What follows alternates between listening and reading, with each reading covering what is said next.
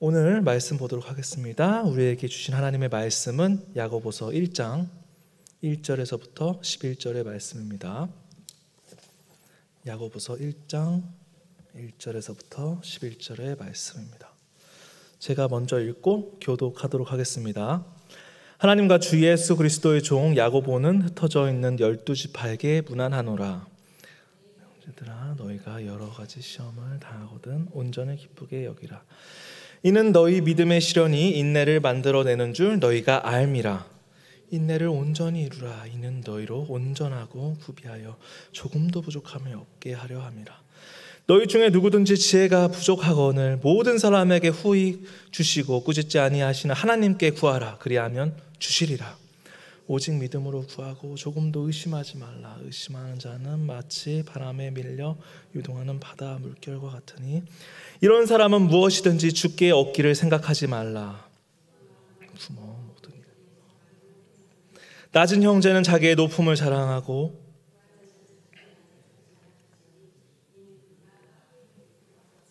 다 같이 읽겠습니다. 해가 돋고 뜨거운 바람이 불어 풀을 말리면 꽃이 떨어져 그 모양의 아름다움이 없어지나니 부한 자도 그 행하는 일에 이와 같이 쇠잔하리라.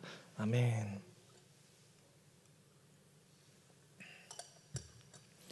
한 주간 평안하신지요? 계속적으로 시간이 이제 지나고 있습니다. 2025년도 이제 얼마 남지 않았고 또 작년에 했던 송구영신 예배가 이제 또 다시 돌아오고 있습니다.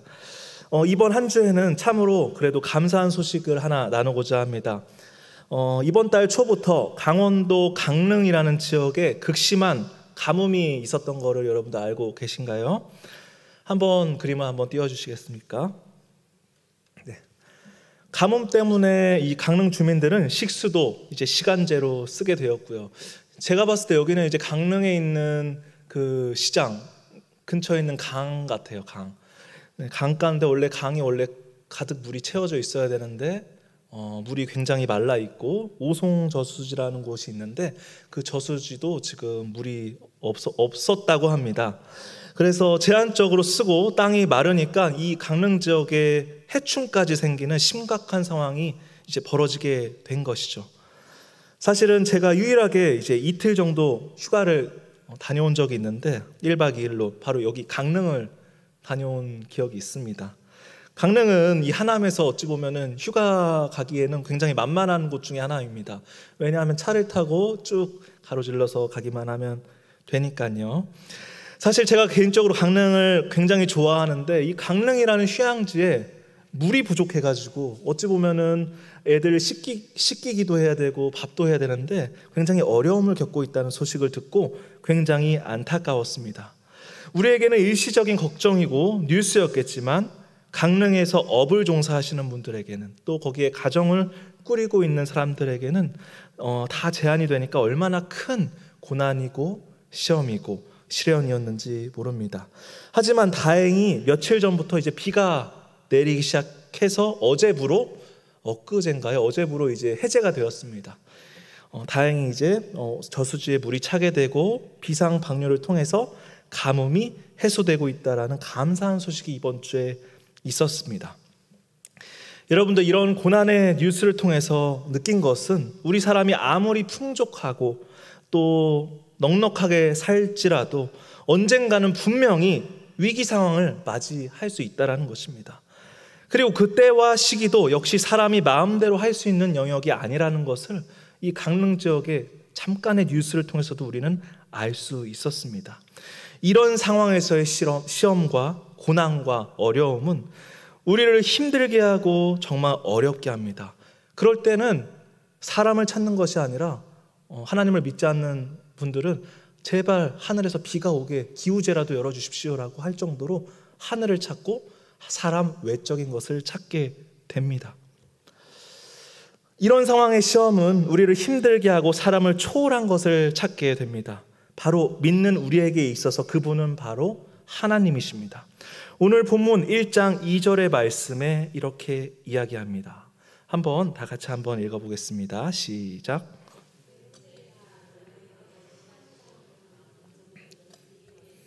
네, 굉장히 어려운 이야기고요. 요즘 시대에서는 절대로 통용이 되기 어려운 말씀이지요.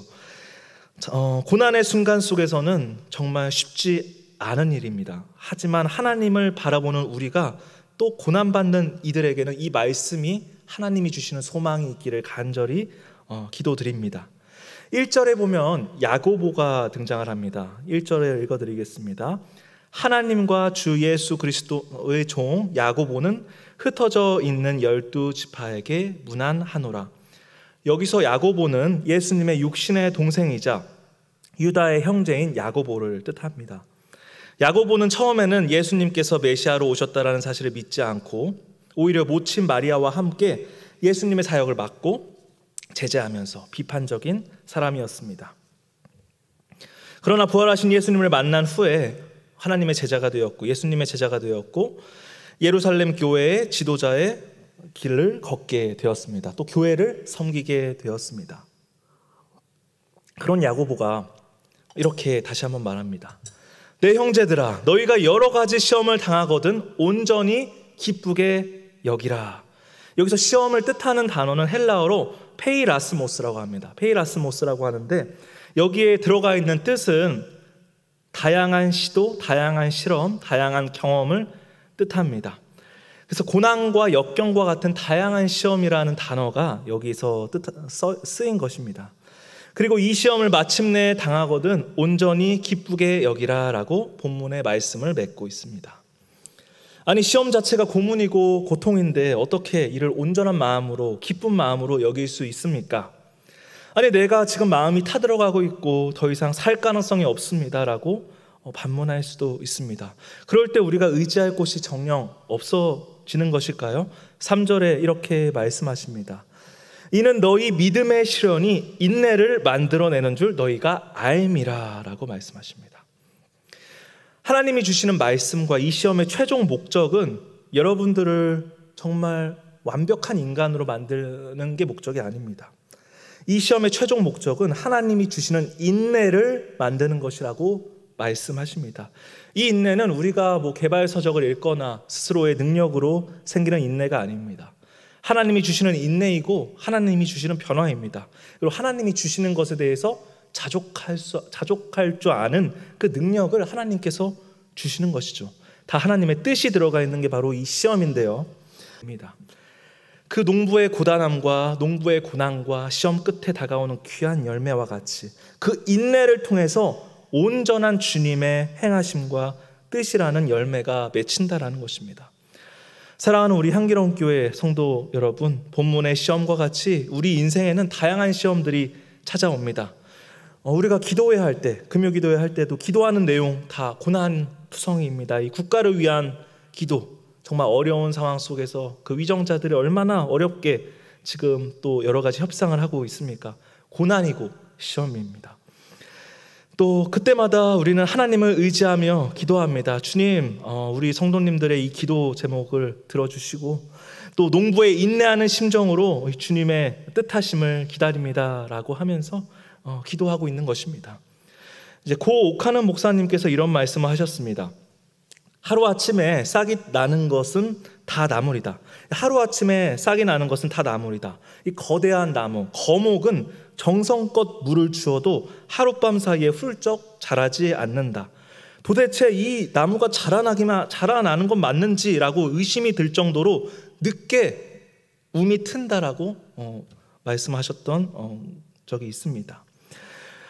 이와 같이 우리에게 이유 없는 기다림의 시간이 있습니다. 언제쯤에 하나님께서 나의 가정과 나의 직장과 또 내가 하는 사업과 기다리고 있는 일, 묶여버린 여러 가지 일들이 풀릴까라고 우리는 기다립니다.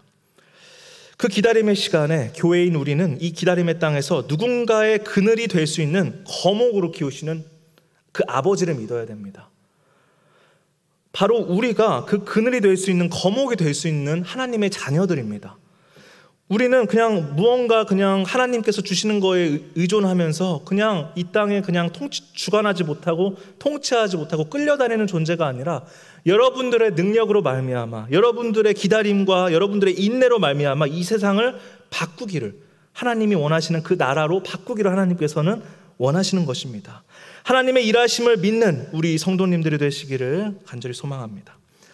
4절의 인내를 한번 좀 더 살펴보기를 원합니다. 우리 4절의 말씀 한번 다 같이 한번 읽어보도록 하겠습니다. 시작.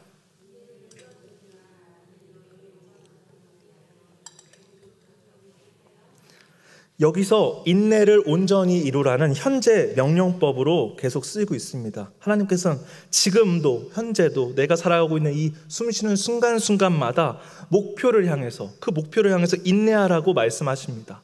그 목표는요, 성도들이 온전하고 구비하여 조금도 부족함이 없게 되는 것을 뜻합니다. 이는 행함을 통해서 율법을 온전히 이루신 하나님의 뜻, 온전히 율법을 이루는 모습과 연결지어서 생각할 수 있습니다. 이웃사랑의 율법이며 하나님의 말씀이며 하나님의 말씀대로 행한 바 실천하면서 인내하면서 살아간다면 고난 속에서 하나님이 주시는 기쁨이 있다는 것입니다. 뒤이어 5절과 6절처럼 하나님은 구하는 자에게 이 모든 것을 후히 주십니다. 반드시 하나님이 주실 것을 믿고 우리는 의심하지 말아야 됩니다. 만약에 우리의 마음에 의심이 들어오고 두 마음을 품고 기도한다면 그런 기도는 주님의 응답을 받기 어렵다고 오늘 말씀을 통해서 나와 있습니다. 하나님께서는 우리의 온전한 믿음을 보기 원하십니다. 하나님을 믿음으로 믿고 나아갈 때 한순간도 다른 마음을 품지 않고 하나님의 절대 주권을 신뢰하며 일관된 모습으로 나아가야 됩니다. 이 모습은 우리가 살아가는 순간순간마다 나와야 됩니다. 과거에 어느 한 목사님의 이야기를 공유해 보고자 합니다. 이제 봉사를 많이 하시는 목사님이신데 그 목사님은 비가 오나 눈이 오나 이 영등포 쪽에 노숙자 봉사를 나갔습니다. 그러나 이제 코로나가 몰아닥치자 그의 봉사 사역에 어려움이 닥쳤습니다.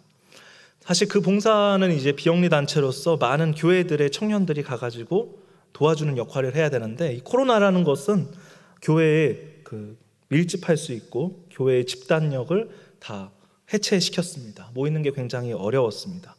그래서 사실은 하나님의 말씀대로 실천하고자 하는 이 목사님의 사역에 어려움이 닥쳤습니다.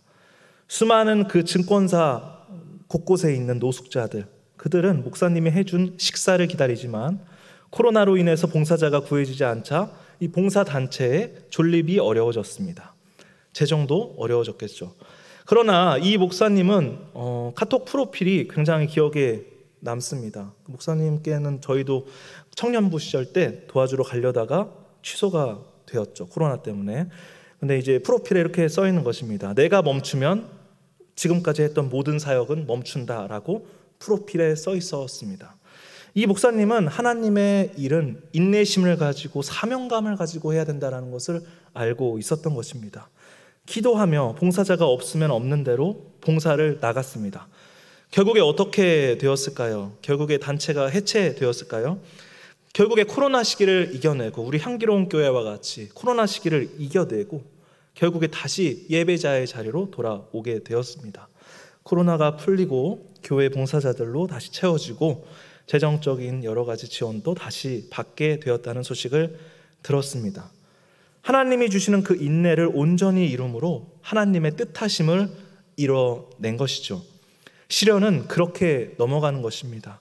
그 순간에 하나님이 해결해 주고 만다면 사람들 마음에 교만이 차겠죠. 충분히 기다리고 힘들고 고난의 시기를 겪어내고 그 인내하심으로 결국에는 그 봉사, 그 사역이 계속적으로 유지될 수 있게 이 목사님이 인내하셨습니다. 본문의 말씀을 더 살펴보면 9절과 11절에 이 낮은 형제, 9절에 비천한 자, 가난한 자라는 뜻이 나옵니다. 이는 유대교의 신앙을 버리고 그리스도의 복음을 받아들였다는 이유로 온갖 핍박과 경제의 환난을 당한 성도를 이 낮은 형제, 비천한 자, 가난한 자라고 표현을 한 것입니다. 하지만 그들에게는 세상의 물질보다 더 크게 자랑할 것이 있었습니다. 바로 예수 그리스도와 복음이었습니다. 반면에 또 10절의 부한 자는 예수님께 배운 낮아짐을 자랑해야 했습니다. 이는 어떤 형편이든지 간에 하나님이 주시는 상황 안에서는 다 하나님이 주신 것을 알고 그리스도를 자랑하고 그리스도 안에서 겸손해야 합니다. 이는 교회에서도 마찬가지입니다. 온갖 동네의 질타를 받으며 모진 소문 속에서도 교회를 지켜내야 되는 것이 바로 그리스도인입니다. 세상의 소문보다 더 크게 자랑할 것은 예수 그리스도의 복음으로 말미암아 얻게 된 그 기쁨입니다. 저번 주에 우리 또 선교사님이 잠깐 오셨습니다. 그리고 또 우리 향기로운 교회가 또 이 선교지를 섬기고 있습니다. 그래서 생각이 들었습니다. 저도 왜 작은 자, 더 없는 교회가 그보다 더 흥한 선교지를 섬기려고 하는가? 왜 더 챙겨주려고 하는가? 이게 바로 무슨 주님의 뜻일까요? 바로 주님의 뜻을 그 어려움과 고난의 길을 가면서 구하기 위해서 이 섬김을 하고 있다는 것을 제 스스로가 알게 되었습니다. 내가 당신을 챙겨주는 것은 내 능이 아니요 하나님의 원하심이고, 하나님을 자랑하기에는 지금 당장 내가 더 힘들지만 주님이 주시는 인내로 말미암아 살아감을 고백하는 것입니다. 우리 향기로운 교회가 그 믿음의 고백을 하고 있는 줄을 믿습니다. 우리 일터에서는 어떤가요? 가장 낮은 자가 오히려 이 일을 더 많이 합니다.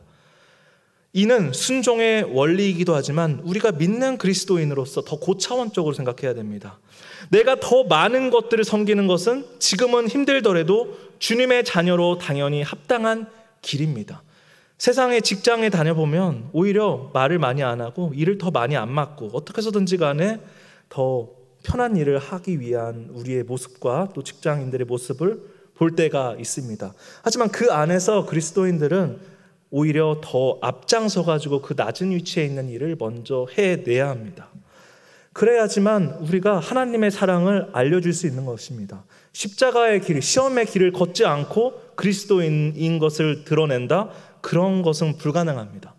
이게 분명히 내가 조금 더 고생하고 내가 좀 더 그 일을 부담하고 내가 해서는 하는 거에 능해 더 그 이상의 일을 해야지만 십자가의 길을 걷고 있는 것입니다. 그래서 그 안에서 하나님의 사랑을 알려줄 수 있게 된다는 것입니다.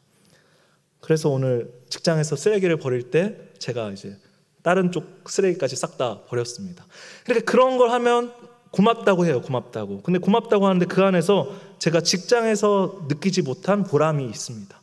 이 보람에 있는 일들은 바로 하나님의 말씀대로 실천했을 때만 나오는 그 보람입니다. 우리가 열심히 해서 돈을 많이 버는 그 보람과는 다른 보람임을 우리가 오늘 본문 말씀을 통해서 우리가 알았으면 좋겠습니다. 오늘 본문 말씀 다시 보면 내 형제들아 너희가 여러 가지 시험을 당하거든 온전히 기쁘게 여기라. 이는 너희 믿음의 시련이 인내를 만들어내는 줄을 너희가 알미라 라고 나와 있습니다. 시험은 예고 없이 찾아옵니다. 보통 사람의 삶에 고통을 안기고 절망으로 이끌기도 합니다. 그러나 이 고난은 우리가 가진 믿음이 참된지를 달아보는 저울과도 같습니다. 평안한 일상 속에 볼 수 없었던 믿음의 진짜 모습이 이 고난 속에서 나타나기 때문입니다. 때로는 우리는 고난 속에서 염려하고 낙심하고 내가 하나님을 믿는 이 목회자가 하나님을 믿는 내가 왜 그렇게 했을까? 이 나약한 믿음에 대해서 실망하기도 합니다. 그러나 정말 위로가 되는 하나님의 말씀은 고난의 유익은 우리를 나약한 믿음에서 좀 더 성숙한 믿음으로 자라게 한다라는 것입니다. 부디 우리 주님을 향한 우리 향기로운 교회 성도님들은 그 시련 안에서 하나님의 뜻을 구하면서 기도하면서 소망하면서 자족하면서 즐겁게 사시기를 간절히 소망합니다. 주님을 전적으로 신뢰하며 기다림의 시간을 견뎌내시기를 소망합니다. 그 견딤은 우리를 성숙하게 만들고 그리스도의 장성한 분량이 충만한 데 이를 때까지 우리를 성장시켜줍니다. 이 시험을 받아들이는 것은 주님의 연단이고 훈련이지만 가장 중요한 훈련이 하나 있습니다. 바로 기도입니다. 우리 기도는 우리 성도님들이 또 새벽에도 나오시는 걸 알고 정말 기도에 열정이 있으신 것을 알고 있습니다. 바로 이 가장 중요한 훈련이 바로 이 기도입니다. 교회가 안 늘고 있던 사람도 다 나갑니다. 전도도 잘 안 돼요. 그런데 어떻게 시련을 극복하는 힘을 기도로 찾습니까? 하나님의 말씀의 6절과 8절에 이렇게 나와 있습니다. 6절과 8절 한번 띄워주실까요? 한번 다 같이 한번 읽어보도록 하겠습니다. 시작. 오직 믿음으로 구하고